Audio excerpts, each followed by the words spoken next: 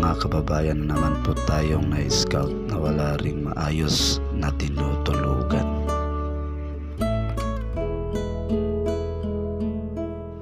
At nang sinabihan ko si ate na may package na delivery ng mga damit na para sa kanila, ay sobrang gulat na gulat siya.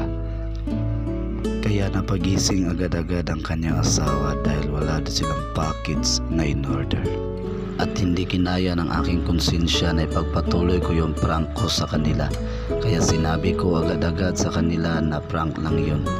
Kaya inilabas ko at ipinakita ko sa kanila na totoo po ito, para po ito sa inyong lahat, itong mga damit na ito. At napatanong po ulit si kuya kung para po ba talaga yan sa kanila. Kasi hindi po talaga siya makapaniwala. At yun, sinagot ko naman agad na oo kuya, totoo po to, para po ito sa inyo. At yun, napa-smile po si kuya.